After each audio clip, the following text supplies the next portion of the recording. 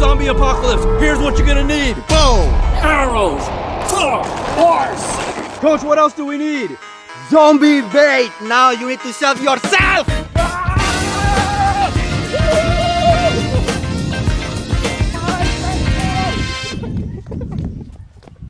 Just kidding, this is not what the video is about.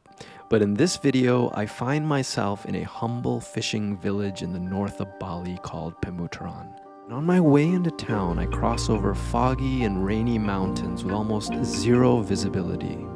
As I descended down these mountains, the scenery opens up to lush and green rolling hills in what almost looks like Switzerland. What am I doing all the way out here?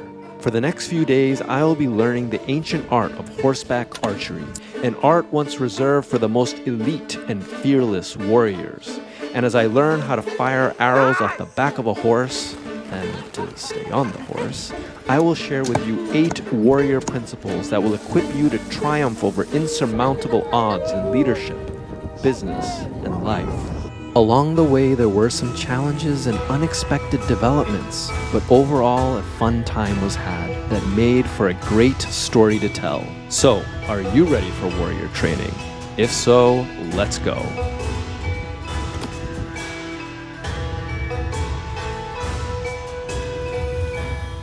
I hope you had as much fun with that introduction as much as I did making it. So, imagine this scenario playing out before you. A powerful army is amassed and gathered for war. They're clamoring for blood and destruction, and out in front of this army steps their mighty champion. He's a towering giant, somewhere between 7 and 10 foot tall, at a time when most fighting men were an average of about 5'5". He stands proud and fearsome in his bronze helmet and an armor weighing 125 pounds. The weight of his spear tip alone is about 15 pounds, which is kind of like the weight of a bowling ball. So every morning and every evening for 40 days, this giant roars a terrifying challenge for anyone to come out and fight him in a winner-takes-all combat to the death. Give me a man, and I will fight him. That's my giant voice. And he sent fear and terror into the heart of the army gathered across from him every time he said this. So nobody takes him up on this challenge. Until one day, a young sheepherder who happens to be delivering some bread and cheese to his brothers on the battlefield hears these taunts. And the sheepherder responded with his own threat. You come at me with a sword and spear and javelin, but I come against you in the name of the Almighty God. And with a swift movement, the boy fired off a stone from his sling and hit the giant on the forehead.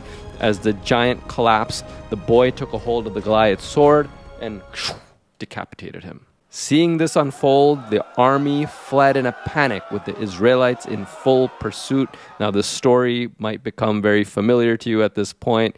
This, of course, is the first of many battles fought by David, the young sheepherder turned warrior king of Israel, none of which he ever lost. So in this video, we're going to explore the question, what made David so successful as a warrior? And what are the lessons here for us to apply for the seemingly insurmountable Goliaths in our own lives? If you like this video topic, go ahead and hit the like and subscribe on your way in, and we're going to dive right into it right now. Principle number 1, your perceived weakness may actually be your greatest strength. Albert Einstein once famously said that the definition of insanity is doing the same thing over and over and expecting a different result. So to win against this well-armed giant would require some unconventional means, right? If anybody went against him with hand-to-hand combat, they're surely going to be pulverized under the sheer weight of his mass and weaponry alone. So when young David was volunteering to fight this giant,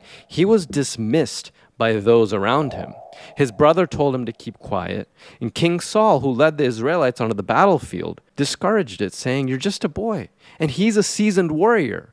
Now, David was not one to let others stand in the way of what he knew was his purpose at this moment. So he managed to convince the king to take a chance on him. And in return, the king offered him his own tunic, his armor, and a sword, the very things David would need to conventionally stand a chance in the battle against the Goliath. Now, David tries on this tunic, he tries on the armor, he tries on the sword, he tries to walk around in it. I'm just imagining him in this, small frame, because this is a young David. We're talking maybe in his teenage years, maybe young adult, trying to walk in this getup, but he wasn't used to it. He wasn't used to wearing all this armor and carrying this heavy sword around with him.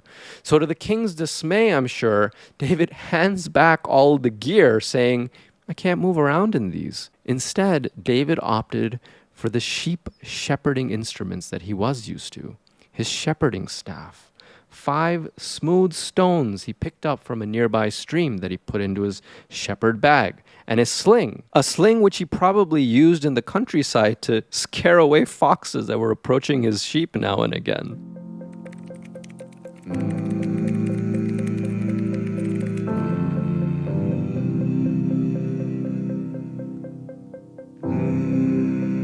Can you imagine this scene? Young David walking up to the Goliath, no armor, no shield, and practically unarmed. People must have thought this was some sick joke. The Goliath followed out his shield bearer out towards David to try to get a closer look at him. Who am I fighting? And his mind was blown when he realized what he was actually seeing. A young boy with sticks in his hand is out there challenging him. He must have been like, what? Are you serious? He hollered at David, am I a dog that you come at me with sticks? He adds, come here and I will give your flesh to the birds and the animals, insinuating that he's going to tear David to pieces and feed these pieces to these animals. You almost feel sorry for David at this point. Does he even know what he's doing or getting himself into? Now, the answer to that question might actually surprise you. David might know exactly what he's doing. See, David might not actually be at a disadvantage.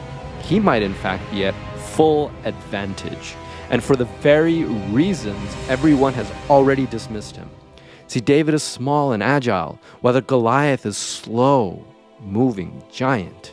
The spear and the javelin that Goliath showed up with is not going to find a welcome target in a tiny and nimble David. He's just going to get out of the way the second he sees this 15-pound spearhead coming at him, right? And his sword, the giant sword, is not going to find any warm flesh to sink into at the distance that David is keeping from him.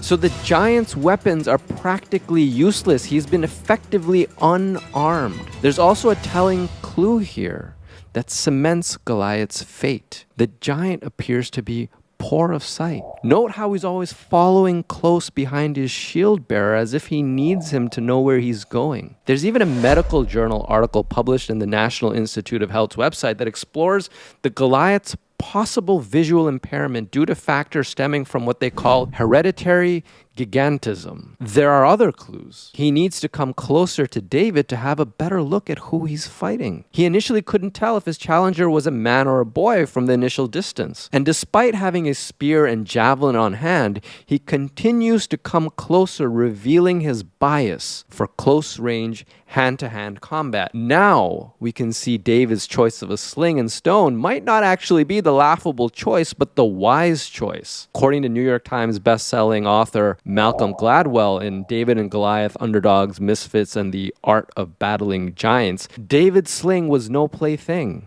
When wielded effectively, it packed the devastating firepower equivalent to a modern .45 caliber semi-automatic pistol. Essentially, David walked into a sword fight, packing the power of a gun. So who's the underdog now?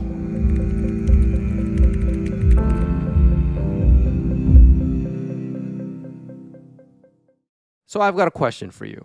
Can you think of a trait that you consider a weakness within you? Now, in what ways can this so-called weakness be leveraged as one of your greatest strengths? Because that's how we get to look at these perceived weaknesses. There are no mistakes. You are not made with any error inside you. So these weaknesses that you think you might be endowed with, they might actually be your greatest superpower.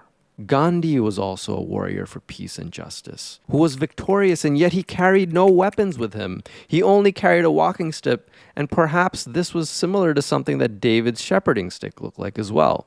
In fact, Britain's Prime Minister, Winston Churchill, once railed against Gandhi, calling him a half-naked fakir or beggar, for challenging the might of the British Empire. But what Gandhi had was a deep faith and appreciation of the divine principle and power of ahimsa, nonviolence, that ultimately secured independence for his country from one of the reigning superpowers of the day. And Jesus, a descendant of David, came armed with nothing but the power of love, faith, and hope and forgiveness. And this was more than enough to eventually convert the very empire that helped put him and so many of these initial Christians to death. While David's unconventional approach was a great power he wielded time and again on the battlefield, it was not the most powerful strategy in his arsenal. What was the most powerful strategy?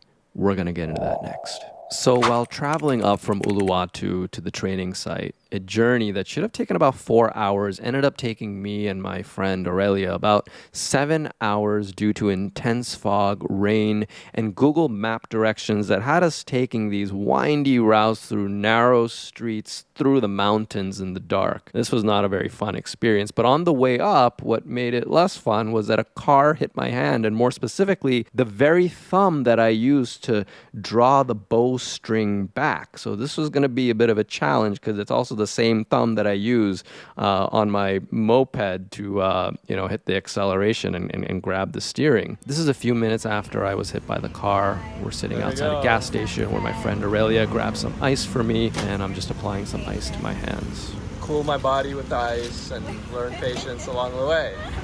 Well, why don't you explain what happened? I was excellently driving along, but a car decided to interrupt my flow. 5 hours later, we finally arrived in the village, and the neighbor of where I was staying conveniently happened to be a local healer. So the car, like, you stop it like this. Yeah, And then, like, I left my thumbprint on the car. what happened with the thumb and like dislocations. And here's him massaging them back into place. And while he was doing this, of course, it wasn't the most pleasant experience, but I went into prayer and kept affirming the idea, I can never be dislocated in God. Everything is in its perfect place, just as I am in the perfect center of God.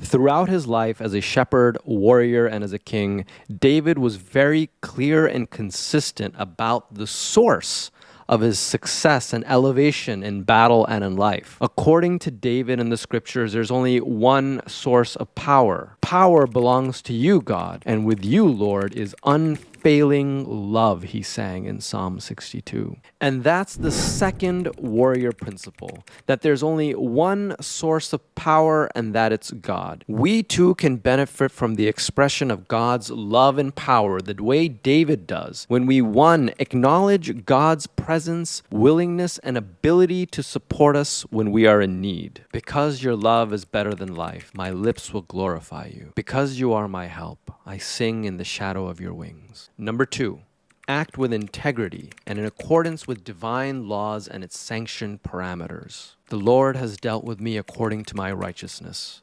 According to the cleanliness of my hands, he has rewarded me. Number 3, act on a worthy purpose that is in alignment with divine will. Righteousness and justice are the foundation of your throne. Love and faithfulness go before you. When we acknowledge the love, the power, and the support of God in the way that David does, we too can expect a similar response to the one that God inspires David to write into his song at the end of Psalm 91. Because he loves me, I will rescue him. I will protect him, for he acknowledges my name. He will call on me, and I will answer him. I will be with him in trouble. I will deliver him and honor him. With long life, I will satisfy him and show him my salvation.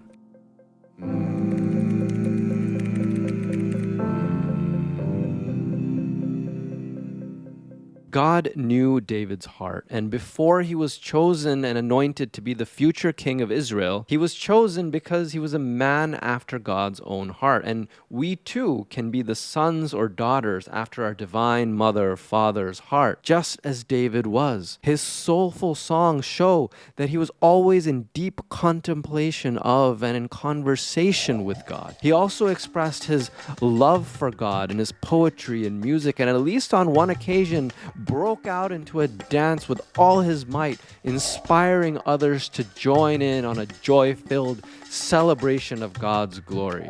David was also known to have prayed up to 3 times a day and to have praised God up to 7 times a day, always keeping God on his mind and lips. Your statutes are my delight. They are my counselors. I reach out for your commands, which I love. They make me wiser than my enemies. I have more insight than all my teachers, he sang in Psalm 119. Communion with divine power gives us the courage, the insight, and the power necessary for us to show up knowing that the battles that we're about to fight have been won before we wage it, just as David did. This is how we can claim our dominion over the seemingly impossible circumstances in our life. The dominion that we were created to demonstrate. Just as he strengthened and counseled David in the time of his need, God emboldens and whispers uplifting guidance into the ears of those who love him. For God wants all his children to prosper. Now, how would you show up to your next challenge if you knew that God is with you, beside you, within you at all times?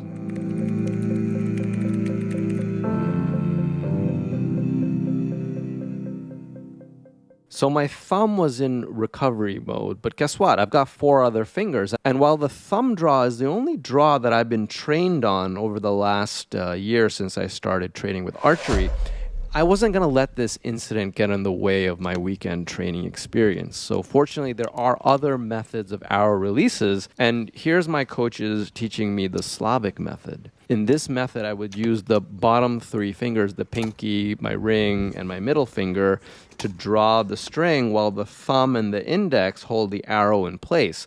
This way, the pressure of the string, which can be as high as 28 pounds or more depending on the bow, was taken off my thumb and shifted to the lower 3 fingers. I actually liked this method, and after a few rounds of practice, found that I can actually be quite accurate with it.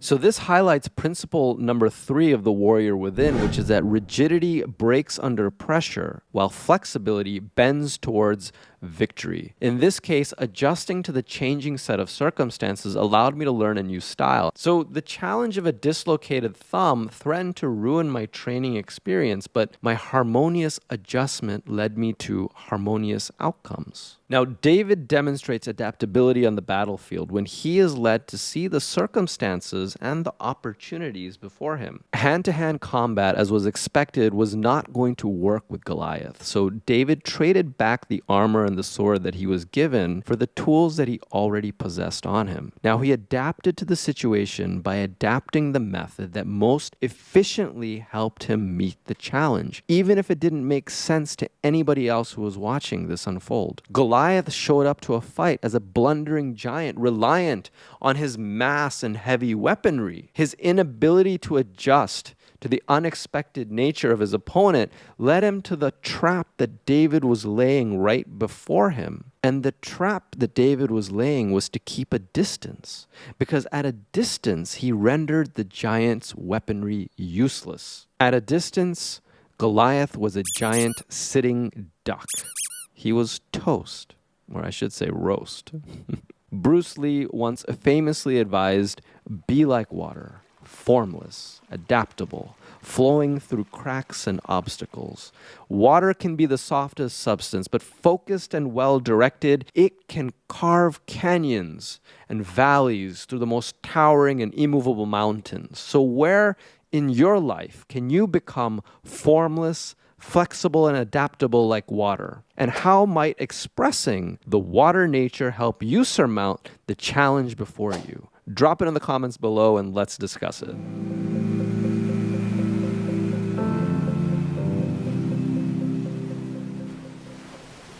Now we'll cover the fourth principle, and it involves a word that you might not immediately associate with a warrior, but a gentleman. Principle number 4 says that it's not about perfection. It's about refinement. Watch the moves of a seasoned martial artist and you will see just how graceful, fluid, and beautiful their movements are.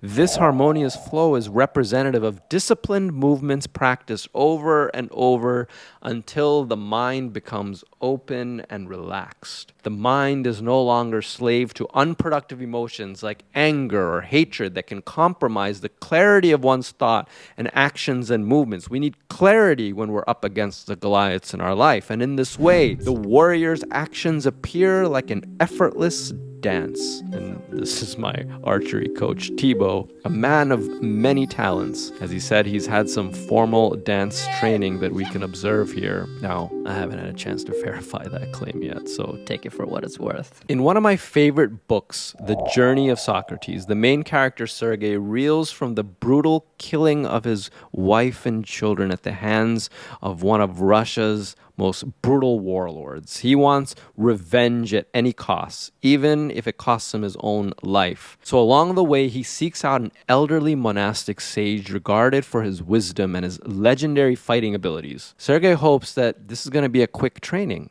because he wants to go and get that revenge as fast as he can. But he ends up remaining under the sage's tutelage for 10 years. A true warrior cannot fight with hate in his heart, as he learns. And that's how long it would take to douse the flames of revenge. The higher the motives, the higher all our motives, the greater our ability to act with precision and inspiration. Precision and inspiration that we are going to need to take on the most difficult challenges in our life. So one of the more perplexing aspects of Sergei's training was to slow things down. For years, Seraphim the Sage only allows Sergei to practice the most basic of movements and extremely slow movements. The same movements over and over, repeated for hours, days, and years on end. And initially, Sergei is flabbergasted. This is paining him. It seemed like training for a kid. It's so unproductive. No real fight happens in slow motion like this. How is he going to defeat the most brutal warlord at this pace? But over time, Sergei understood the valuable lesson in this training. By slowing things down, by practicing repetitive actions for years, he began to move more fluidly and in a relaxed manner. He didn't think about his movements. He just moved with flow and intuition. He was able to react with effortless ease. He was better equipped to see every possible opportunity before him, every possible counterattack that he would need to be ready for. He could now see it, expect it. At one point in his training, the wise Seraphim told him, "There are no advanced skills. There is only skillful movement that comes from experience." Now, we're going to come back to how Sergei's story ends in part 2 of this Warrior series. Now, here's me practicing military drill formations. We had some fun with these practices. Get ready for the next call. Line! Run! Then we had to run to create that formation. Now, this taught us how to follow instructions, to listen carefully, so that when it came down to it, we wouldn't think twice, right? Especially if you're navigating a horse and you got a weapon in your hand, you're going to need to follow the instructions calls as he makes them. Some of these movements, like in Sergei's training, initially seemed silly to me. This included the practice of riding a horse and firing an arrow with no horse and no arrow to fire with, right? So it looked kind of funny as you're looking at the screen right now. Look at me go on my imaginary horse. I got used to these movements so that when it actually came to game time and I was on top of a horse, as you're going to see in part 2 of this series, and with a real bow in my hand, I was far more prepared.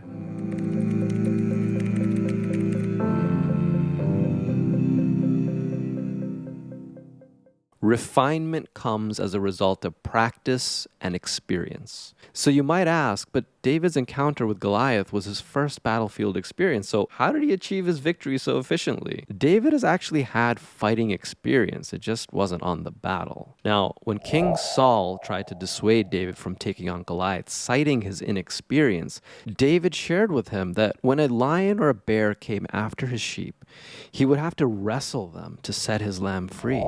In the process, he has killed both lion and bear. Now, this has grown him in both experience and confidence. He has learned to trust in God when taking on seemingly impossible odds. And so he reassures the king, the Lord has delivered me out of the paw of the lion and out of the paw of the bear, and he's going to deliver me out of the hand of Goliath. During David's youth as a shepherd boy, he developed many skills. He learned how to write. He learned how to compose music. He learned how to use a sling. He learned how to fight to protect his sheep and how to love God and obey him. All of these experiences came together in his story's dramatic ascent from the sheep grazing fields through the throne room as the nation's warrior king. Now, our own minds may argue back to us that we are not capable of taking on a Herculean task before us. Our minds can come up with excuses for why we are unable to take on this task. But when we show up well practiced, and when we have the courage and the faith of David, we too can rise above our fears and claim our victory over these circumstances.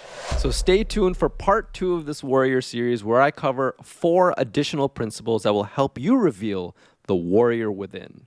Now, you're probably not going to expect what's on this next list, but they are some of the most powerful ideas that I know. So go ahead and hit the like and subscribe button on your way out so you'll be notified when part 2 drops.